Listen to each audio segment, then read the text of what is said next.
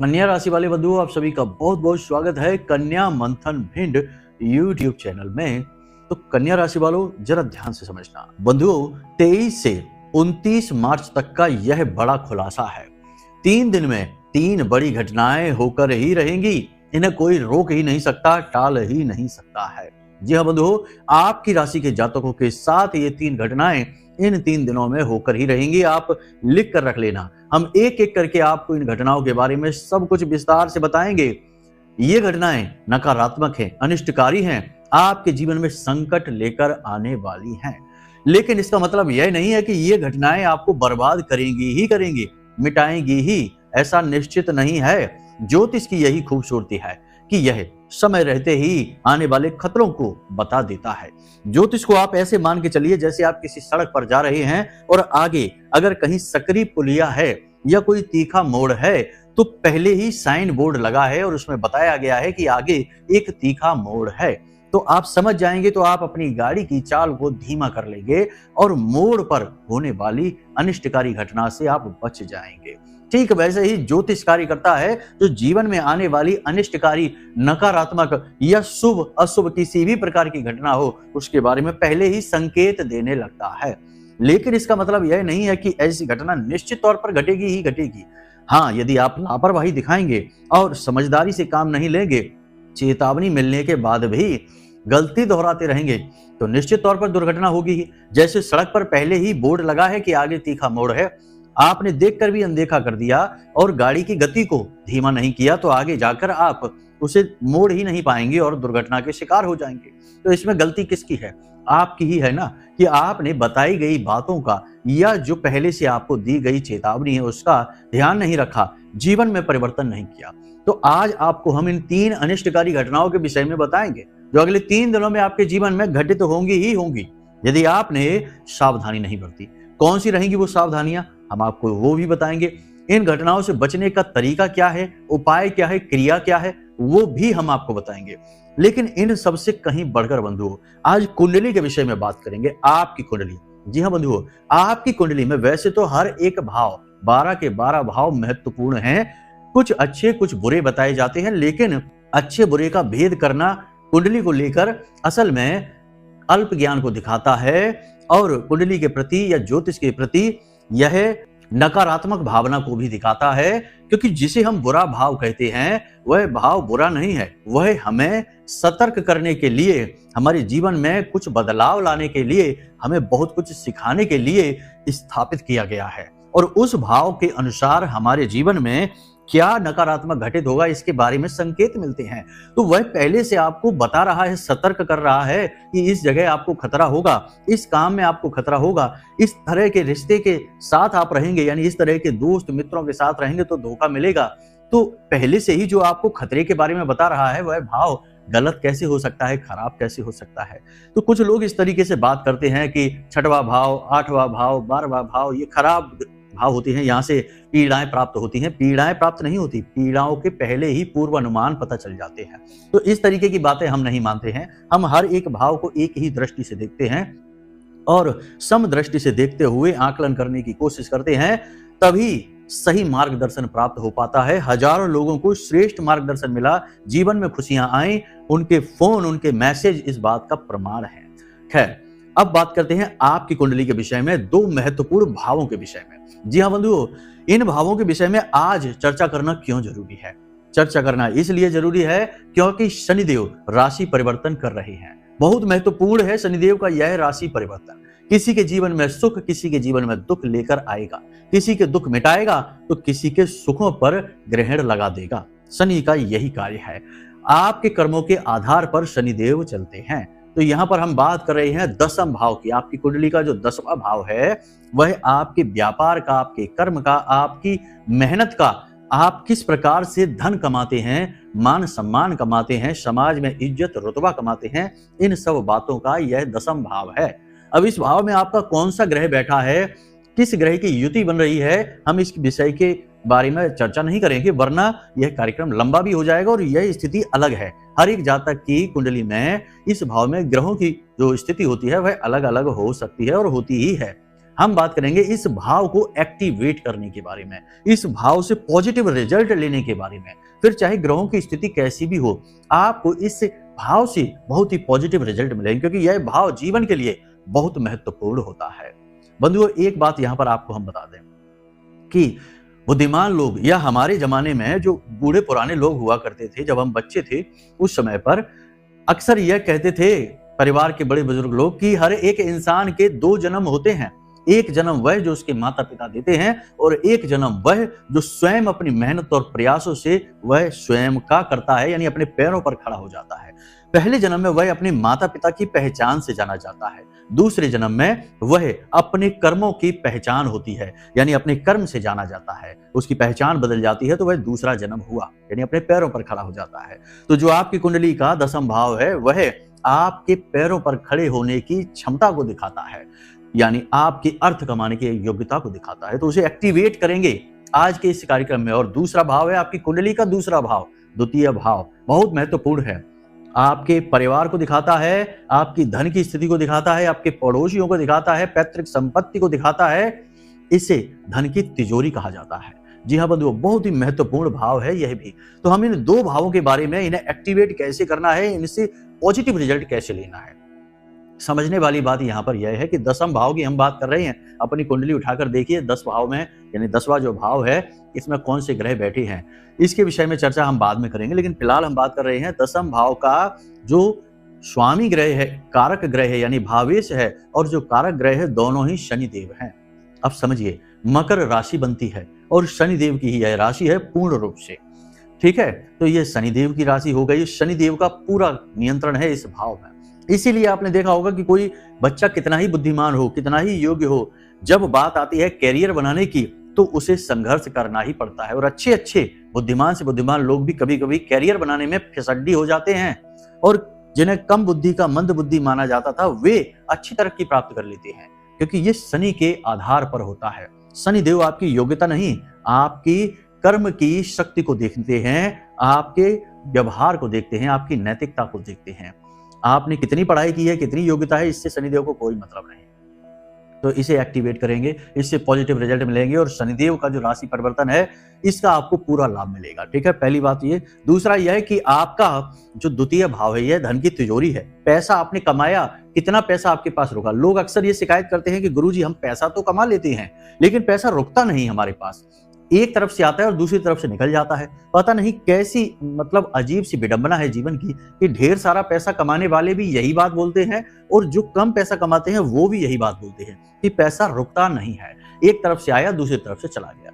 इसके लिए उनके द्वितीय भाव में यानी दूसरे भाव में नकारात्मकता होती है, निश्चित तौर पर होती है। कारण इसका यह है कि दूसरा भाव शुक्र का, यानी इसका भावेश, इसका भाव स्वामी शुक्र बनता है और इसका कारक ग्रह गुरु बनता है। अब शुक्र और गुरु ये दोनों वैसे तो पॉजिटिव ही हैं, नेगेटिव नहीं है, लेकिन आज का जो परिवेश है, माहौल है, लोगों का वातावरण है, उसके हिसाब से शुक्र के साथ में नकारात्मकता आ ही जाती है, गुरु के साथ भी आ ही जाती है। जैसा कि वातावरण है, परिवेश है, लोगों का व्यवहार और आचरण है, इसमें सुधार करेंगे तो ये भाव जो आपका है एक्टिवेट हो जाएगा। फिर आपके द्वारा कमाया गया धन पैसा आपकी जेब में रुकने लगेगा। यहां तक सारी बातें आपको समझ में आ गई हैं, तो आपको आज का यह कार्यक्रम पूरा अवश्य देखना है, क्योंकि आज हम न केवल 3 घटनाओं के बारे में, उनसे बचने के उपाय तरकीबों के बारे में और कुंडली के 2 सबसे महत्वपूर्ण भावों को एक्टिवेट करने के बारे में बताएंगे, जिससे आपको पूरा लाभ मिलेगा जीवन का। पैसा कमाएंगे अच्छी तरीके से और उस पैसे को रोक भी पाएंगे, होल्ड भी कर पाएंगे, अपनी तिजोरियों में, अपने बैंक बैलेंस में भी रख पाएंगे, बचा पाएंगे अच्छी तरह से। ये 2 विषय हो गए चर्चा के। लेकिन इन सब के बावजूद कार्यक्रम के अंत में हम आपको एक ऐसा महाशक्तिशाली उपाय बताने जा रहे हैं जो कलयुग के राजा से संबंधित है। आप समझ रहे होंगे, हमारे कार्यक्रम देखते हैं तो आपको पता होगा कि हम किसकी बात कर रहे हैं। जी हाँ, हम शनिदेव की ही बात कर रहे हैं। कलयुग के राजा को इतना खुश कर देगा, इतना प्रसन्न कर देगा कि आपकी हर गलती को वो माफ भी कर देंगे। मतलब बात यहाँ पर यह है, शब्दों को न पकड़ लेना, कहने का मतलब यह है कि छोटी मोटी जो अनजाने में की जाने वाली गलतियां हैं उन्हें क्षमा भी कर सकते हैं। ये उपाय इतना शक्तिशाली है, हम इस उपाय को बताएंगे। इसे आपको अपने घर में करना है और किस प्रकार करना है, कैसे करना है, इसके बारे में कार्यक्रम के अंत में चर्चा करेंगे। तो चलिए अपने मूल विषय को शुरू करते हैं, लेकिन इससे पहले महामाई को याद करेंगे। कमेंट बॉक्स में पूरे भक्ति भाव के साथ लिख डालिए, जय मां भद्रकाली कृपा करो। महामाई इतनी दयालु है कि निश्चित तौर पर आपके ऊपर कृपा करेंगी, हमें पूर्ण विश्वास है। तो चलिए बंधुओं, अपने अब मूल विषय को शुरू करते हैं। अब सारी बातें ध्यान से समझिए। प्यारे मित्रों, हमारे अत्यंत प्रिय और परम पूज्य अमिताचार्य जी के पास माँ बगलामुखी और माँ भद्रकाली की साधनाओं का वर्षों का अनुभव है और माता रानी की इनके ऊपर पूर्ण कृपा और सिद्धि है। आचार्य जी ने अपने सटीक कुंडली विश्लेषण और श्रेष्ठतम उपायों के माध्यम से हजारों लोगों के जीवन को खुशियों से भरा है। आचार्य जी का कुंडली विश्लेषण और उपाय करवाने का तरीका इतना अद्भुत है कि जीवन के हर एक दुख और कष्ट का कारण जड़ से ही समाप्त हो जाता है। फिर समस्या चाहे जैसी भी हो, कर्जा बहुत बढ़ गया हो, व्यापार चल नहीं रहा हो, बीमारियों में आप बर्बाद हो चुके हो, रिश्तों में प्रेम समाप्त हो चुका हो, या फिर नौकरी ही ना मिल रही हो, विवाह में देरी होती हो, कैसी भी समस्या हो, इन समस्याओं का कारण क्या है, कौन सी महादशा परेशान कर रही है, कौन सा दोष लगा हुआ है, सब कुछ आचार्य जी इतना सटीक बताते हैं कि वर्षों वर्ष के दुख कुछ ही दिनों में समाप्त हो जाते हैं। अगर आपके जीवन में भी कोई ऐसी संकट की घड़ी है तो यही सही समय है जब आप पूज्य आचार्य जी के हाथों से अपनी कुंडली का विश्लेषण करवाएं और वर्षों से चल रहे दुखों और संकटों के इस चक्र से बाहर निकल जाएं। प्यारे मित्रों, अभी वीडियो में दिए गए नंबरों पर फोन करिए और अपनी कुंडली का श्रेष्ठतम आकलन करवा डालिए। जिंदगी बदलने का ये सबसे बड़ा मौका हाथ से मत जाने दीजिएगा। जय माई की, महामाई आपका कल्याण करे। तो सबसे पहले बात करते हैं 3 नकारात्मक घटनाओं की, फिर आगे कार्यक्रम को बढ़ाएंगे धीमे धीमे। तो सबसे पहली नकारात्मक घटना क्या है? सबसे पहली नकारात्मक घटना है जो आपके स्वयं के व्यक्तित्व से जुड़ी हुई है और इसी का बिगड़ा हुआ रूप होगी। कैसे? ध्यान से समझिए। अगले 3 दिनों में आपको अपने आत्मविश्वास में बहुत कमी महसूस होगी, आपको शरीर में ऊर्जा की बहुत कमी महसूस होगी, थकावट आपके ऊपर हावी रहेगी, कमजोरी का आपको एहसास होगा, स्वास्थ्य आपको अपना ठीक नहीं लगेगा। कुछ लोग तो ऐसे भी होंगे जो इन 3 दिनों में, आने वाले 3 दिनों में डॉक्टर के पास भी चले जाएंगे दवा लेने के लिए, लेकिन दवा लेने के बाद भी पूरा लाभ प्राप्त नहीं होगा। जी हाँ, कहने का मतलब यह है कि मनोबल आपका टूटा रहेगा, किसी भी तरीके से हो आप आंतरिक कमजोरी महसूस करेंगे। अब इसका प्रभाव आपके कार्य पर पड़ेगा, कार्यशैली पर पड़ेगा, तो आपको कार्यस्थल पर अपमान का सामना करना पड़ सकता है। आपके जो सहयोगी हैं, जो साथी कर्मचारी हैं, वे आपके सहयोगी नहीं हैं, सहकर्मी हैं और आपके विरोधी भी हैं। तो आपके कार्यस्थल पर आपके विरोधी अति सक्रिय हो जाएंगे, शत्रु अति सक्रिय हो जाएंगे और आपकी इस कमजोरी का पूरा लाभ लेने की कोशिश करेंगे। उच्च अधिकारियों से आपको डांट पड़ सकती है, यानी कि ये जो नकारात्मक घटना है, ये जो लोग जॉब करते हैं, नौकरी करते हैं, उन लोगों के लिए बुरी खबर रहेगी। तो कहने का मतलब यह है कि आपको 3 दिनों में अपने स्वास्थ्य का विशेष ख्याल रखना होगा, विशेष ख्याल रखना होगा। खान पान पर ध्यान दें, जरूरत से ज्यादा भोजन ना ग्रहण करें, कम मात्रा में भोजन खाएं, पानी अधिक पिएं, शरीर में गर्मी बढ़ी हुई सी महसूस आपको होगी। तो ये चीजें हैं, इसको आप ध्यान में देना है। दूसरी घटना ज्यादा खतरनाक है, इसके लिए आपको ज्यादा सतर्क रहने की आवश्यकता है। पीठ के पीछे कोई आपको धोखा देने वाला है। जी हाँ बंधुओं, जहां तक हमारा अनुमान है, अनुमान से मतलब यह है कि जो हमारी माता रानी के द्वारा दी गई अनुभूतियां हैं, उनके आधार पर और ग्रहों की बन रही स्थितियों के आधार पर, क्योंकि यह जो समय काल है, यह राहु का समय काल है और राहु धोखे का प्रतीक है, माया का प्रतीक है, नकारात्मकता का प्रतीक है। तो आपका अपना ही कोई आपको धोखा देने वाला है। आप किसी अपने के मुख से ऐसी बातें सुनेंगे, ऐसे उसके काम हो जाएंगे जो आपको आश्चर्य में डाल देंगे। आपको यकीन ही नहीं होगा कि आपने तो इस पर इतना भरोसा किया था, यह कैसे ऐसी बात बोल सकता है। अब वह इंसान आपका पार्टनर हो सकता है, बिजनेस पार्टनर हो सकता है, आपका मित्र हो सकता है, आपका भाई, आपका जीवन साथी और यहां तक कि आपके पिता या माता में से भी कोई एक हो सकता है। जी हाँ बंधुओं, कलयुग की कड़वी सच्चाई है ये, आप मान लीजिए। सैकड़ों ऐसे हमारे पास फोन आते हैं, मैसेज आते हैं, जिनमें लोग दुनियादारी से नहीं, अपने पिता से प्रताड़ित चल रहे हैं, अपनी मां से प्रताड़ित चल रहे हैं। जी हाँ बंधुओं, ये बात सुनने में अच्छी नहीं लग रही होगी, हमें भी बड़ी हिम्मत करके ये बात कहनी पड़ रही है, लेकिन ये सच है और जो सच है तो है, उसका क्या कर सकते हैं। तो बहुत सारे लोग ऐसे होंगे जो अपने रिश्ते से, अपने खास किसी व्यक्ति से धोखा खाने वाले हैं।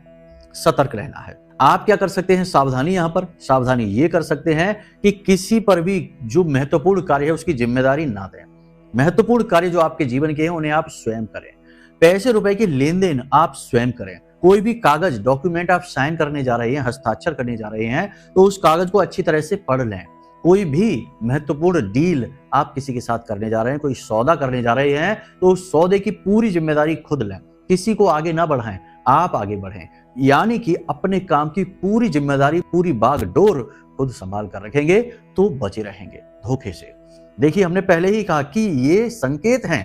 संकेत का मतलब है कि सावधानी बरतनी है, आगे खतरा है, ये याद रखना है।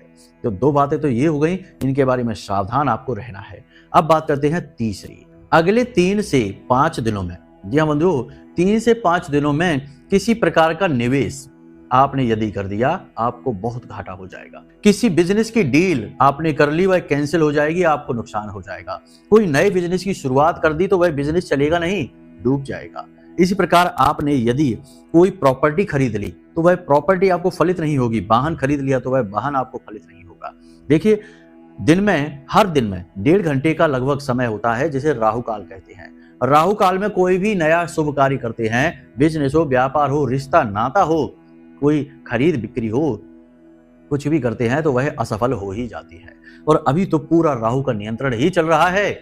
3 ग्रहों पर पूर्ण नियंत्रण होने जा रहा है, चल ही रहा है, होने क्या जा रहा है, अभी चल ही रहा है।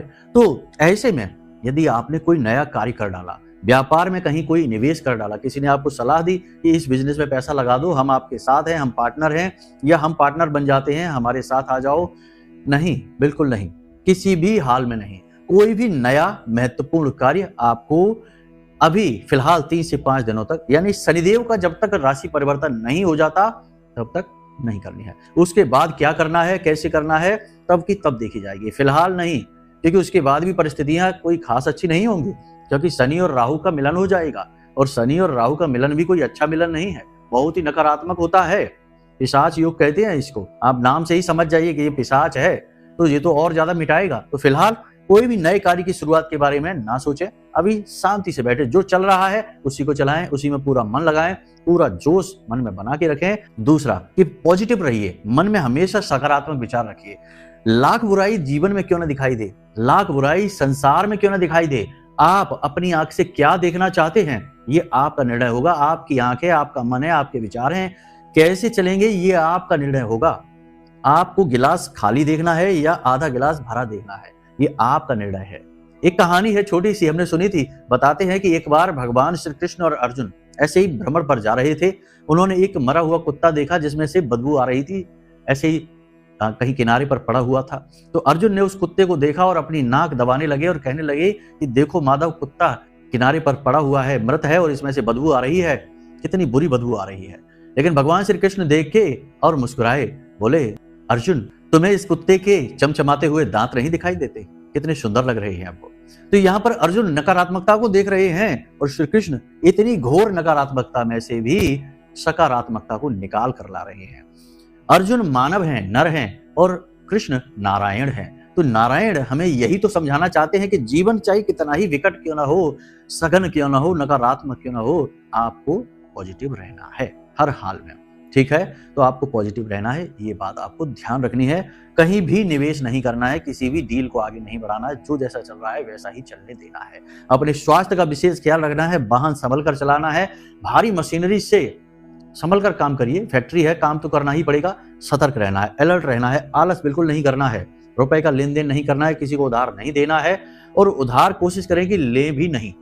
जी हाँ, ऐसी स्थिति आ सकती है कि उधार लेना पड़ सकता है, लेकिन आपको लेना नहीं है। ठीक है, पहली चीज।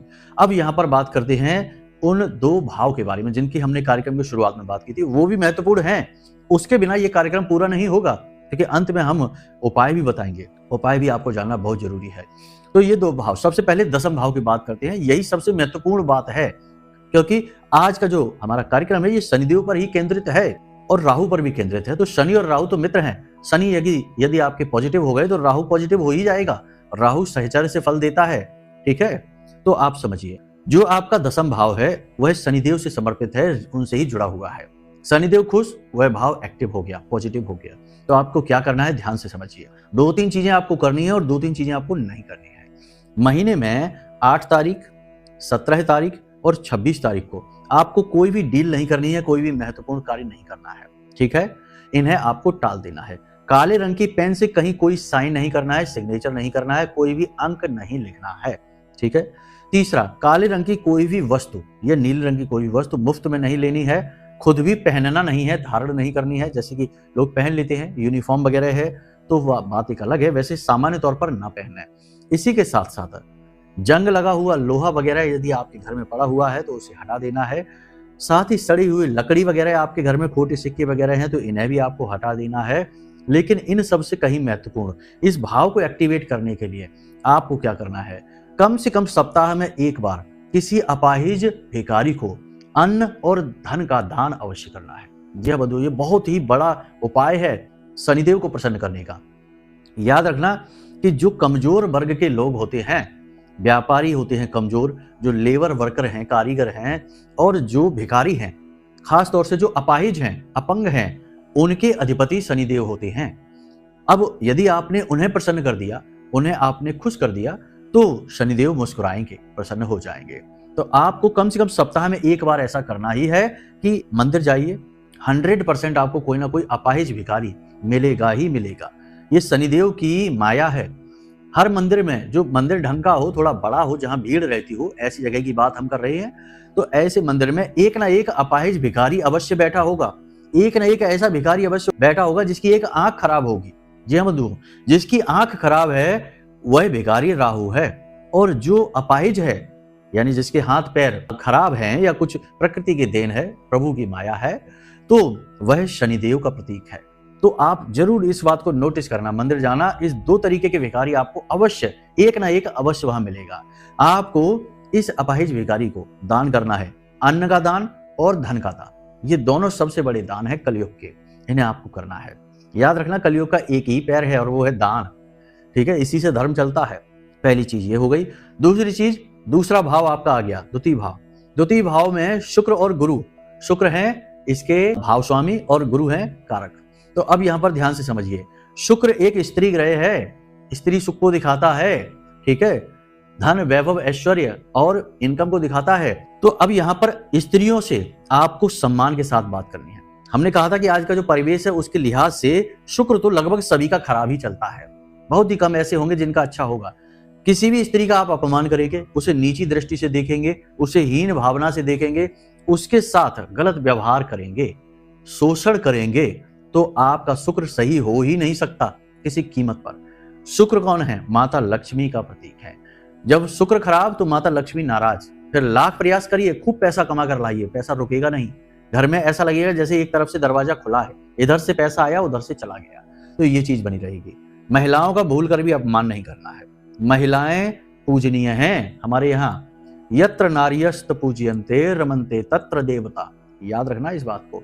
तो महिलाओं का अपमान नहीं करना है। अगर आपको कुछ बुरा लग रहा है, कोई महिला आपको उकसाने की कोशिश कर रही है, आपकी सहकर्मी है, आपकी पत्नी है, आपकी बहन है, आपकी माँ है, कोई भी रिश्ता है, महिला है, अगर आपको गुस्सा आ रहा है, उनकी बात अच्छी नहीं लग रही है, स्थान छोड़ दीजिए, परंतु अपमान नहीं करना है, कठोर शब्दों का प्रयोग नहीं करना है, ठीक है। पहली चीज ये है, नियंत्रण जितना हो सके उतना रखें।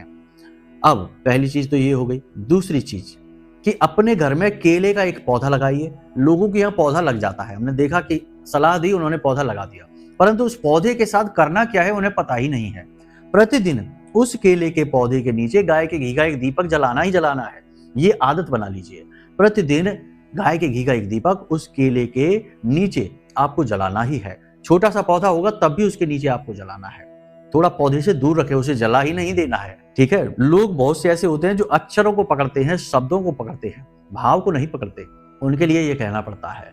तो आपको एक गाय के घी का दीपक जलाना है। और यदि आपने उस केले की जड़ में रोज नहीं तो गुरुवार के दिन ही हल्दी और मिश्री मिला हुआ जल समर्पित कर दिया तो आपकी तिजोरी भर गई, पूरी तरह से भर गई। ध्यान से समझिए, ये नारायण और लक्ष्मी का भाव है। शुक्र कौन है? माता लक्ष्मी है। और गुरु कौन है? नारायण का प्रतीक है, नारायण का ही स्वरूप है गुरु। इसीलिए तो गुरुवार के दिन नारायण की और लक्ष्मी की, माता लक्ष्मी की पूजा की जाती है। तो ये नारायण और लक्ष्मी को प्रसन्न करने का भाव है। यहां पर आपने समझ लिया कि इस भाव को कैसे एक्टिवेट करना है। ये दो क्रियाएं आप करिए, शनि को प्रसन्न करने की और इधर गुरु और शुक्र को प्रसन्न करने की, और आपके दोनों भाव एक्टिव हो जाएंगे। एक तरफ तो आप खूब पैसा कमाएंगे, दूसरी तरफ आप खूब पैसा बचाएंगे, दोनों बातें हो जाएंगी। कमा लेने से ज्यादा पैसा खर्च करने के लिए अक्ल चाहिए, समझदारी चाहिए, ये कहावत है। तो ये चीज आपके ऊपर लागू हो जाएगी, ठीक है। बहुत सारे लोगों के साथ ये दिक्कत रहती है। तो यहां तक सारी बात समझ में आ गई। अब बात करते हैं शनिदेव का वह महाशक्तिशाली उपाय जो हमने पहले भी कुछ कार्यक्रमों में बताया है, आज फिर बताने जा रहे हैं। समय आ गया है, समय बहुत जरूरी है, समय का भान होना बहुत जरूरी है। तो आज समय आ गया है जब इस उपाय को आप कर डालिए। यदि कर रखा है तो अति उत्तम, नहीं कर रखा है तो सुनिए और कर डालिए। बाजार जाइए, एक चौकोर काले रंग का कागज लेकर आइए। चौकोर काले रंग का कागज, ठीक है, समझ रहे हैं। चौकोर काले रंग का कागज ले लिया आपने। उस काले रंग के कागज पर बीचों बीच आपको एक सिक्का लगा देना है। सिक्का चलने वाला होना चाहिए, खोटा नहीं। सिक्का आपको लगा देना है, ठीक है। उसके बाद आपको उस कागज के ऊपर एक नोट लगा देना है। नोट आप 100 का लगा सकते हैं, 50 का लगा सकते हैं, 500 का लगा सकते हैं, आपकी मर्जी है। लेकिन नोट कटा फटा नहीं होना चाहिए, नया होना चाहिए और चलने वाला होना चाहिए। ऐसा नहीं कि खोटा उठा लिया, जो चल नहीं रहा है वो लगा दिया, नहीं, इससे तो बात और बिगड़ जाएगी। नोट आपने लगा दिया, ठीक है, समझ रहे हैं आप। कागज आपने लिया, उसके बीच में एक सिक्का लगा दिया, उसको आप बाजार से थोड़ी सी गोंद ले आना और उससे लगा देना। उसके बाद आपने नोट चिपका दिया उसके ऊपर। अब इस कागज को ले जाकर बाजार में जो फोटो फ्रेम की जाती हैं उन दुकानों पर ले जाइए, और उन दुकानों पर ले जाकर इस कागज को फोटो फ्रेम करवाइए लकड़ी से। जी हाँ, लकड़ी का फ्रेम लगाना है, धातु का नहीं। बस इतना सा करना है आपको। ये आपकी माता लक्ष्मी की पूर्ण व्यवस्था हो चुकी है। आज के समय में जो भी लोग परेशान हैं उनमें अधिकतर, ज्यादातर लोगों को हम देखते हैं कि वो पैसे की वजह से ही, जीवन में जो समस्याएं हैं उनका मूल सार केंद्र पैसा ही होता है। तो ये समस्या आपकी समाप्त हो जाएगी, माता लक्ष्मी की कृपा आपको प्राप्त हो जाएगी। और याद रखना कि माता लक्ष्मी जो है वो रुपए पैसे नहीं है, वो एक ऊर्जा है। जहां माता लक्ष्मी आती है वहां सारे सुख आ जाते हैं, सातों सुख आ जाते हैं, संतान सुख आ जाता है, जीवन का सारा आनंद आ जाता है, धन वैभव तो आता ही आता है। तो इस उपाय को करेगा। अब इसे आपको लाना है और अपने घर की पश्चिमी दीवार पर लगाना है। घर की पश्चिमी दीवार, जी हाँ। अब घर की पश्चिमी दीवार में कोई कहेगा कि हमारे तो दरवाजा है, तो दरवाजे के ऊपर लगा दीजिए। कोई कहेगा कि हमारे यहाँ तो वहां अलमारी बनी है, तो अलमारी के ऊपर लगा दीजिए। वैसे भी ये तस्वीर आपको ऊपर ही लगानी है, लेकिन ठीक पश्चिमी दीवार पर लगाना है, क्योंकि पश्चिम दिशा शनि की दिशा है और उस दिशा में जो कुछ भी रखा होता है वह बढ़ता चला जाता है, बढ़ता चला जाता है। और इस उपाय की एक बहुत बड़ी खूबी यह है कि इससे आपका दशम भाव कुंडली का पॉजिटिव हो जाता है और एक्टिवेट हो जाता है। जी हाँ बंधुओं, बहुत ही शक्तिशाली उपाय है, इसे आप कर डालिए। अब सावधानी ये है कि जो पश्चिमी दीवार है उसे, उसके नीचे जूते चप्पल नहीं होने चाहिए, गंदगी नहीं होनी चाहिए, और उस दीवार पर, यानी जहां जिस कमरे में भी वो दीवार है उस कमरे में साफ सफाई होनी चाहिए, मकड़ी के जाले नहीं होने चाहिए और प्रकाश की पूरी व्यवस्था होनी चाहिए, ठीक है, अंधेरा नहीं होना चाहिए। तो आप देख लेना कि आपको कैसे करना है इस उपाय को। इस उपाय को आप कर जरूर लेना। ये जो समय चल रहा है, इस समय की मांग है ये उपाय। बाकी हमने आपको क्रियाएं सारी बता दी हैं, सावधानियां बता दी हैं। इन सावधानियों और क्रियाओं को भी अपने दिमाग में जरूर रखना, क्योंकि आप इन सब चीजों को ध्यान में जब रखेंगे तो आप बहुत सारी मुसीबतों से बच जाएंगे। अब आप हमें बाद में, जब आपके जीवन में ये 3 से 5 दिन का समय गुजर जाए, उसके बाद कौन कौन सी घटनाएं घटी हैं कमेंट करके अवश्य बताना। ज्यादातर लोगों के जीवन में ये घटनाएं घटेंगी ही घटेंगी। एक आध घटना हो सकता है ना घटे, लेकिन अधिकतर घटनाएं जो हमने आपको बताई हैं वो घटित होंगी ही होंगी। बस बारीकी से नजर जरूर रखना। ऐसे बिल्कुल ही अनदेखी करते चले जाओगे तो एक दिन गड्ढे में गिर जाओगे। सावधानी बहुत जरूरी है। तो उम्मीद करते हैं बंधुओं की सारी बात आपको समझ में आ गई है। इन बातों का प्रयोग करके आप अपने जीवन को सुंदर बना पाएंगे। अब यदि कोई मन में प्रश्न उठता है, या कुंडली का विश्लेषण करवाना है, या महामाई के विशेष अनुष्ठान में भाग लेना है 9 दिनों तक, तो कोई भी जानकारी आप वीडियो में दिए गए नंबर पर फोन करके प्राप्त कर सकते हैं। और मन में जो भी सवाल हैं, जो भी आपके उत्सुकताएं हैं, सब कुछ आप फोन पर जानकारी लेकर प्राप्त कर सकते हैं, अपनी मन की उत्सुकताओं को शांत कर सकते हैं। तो चलिए बंधु, आज के इस कार्यक्रम को यहीं समाप्त करते हैं। हमेशा हंसते रहिए, मुस्कुराते रहिए, सकारात्मक रहिए, क्योंकि सब उसी का दिया है, उसी के लिए है। हमारा जीवन भी तो उसी ने दिया है, जब चाहे तब ले सकता है। तो दुख काय का, परेशानी काय की, बस आनंद लीजिए और मुस्कुराते रहिए। प्रेम से बोलिए जय माई की। महामाई आपका कल्याण करेंगे। धन्यवाद।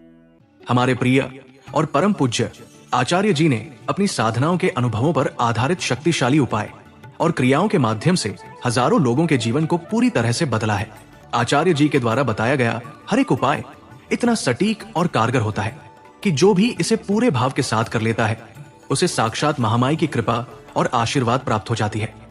इसलिए निसंकोच इन उपायों को पूरे भाव के साथ करिए, आपका कल्याण होगा। जय माई की।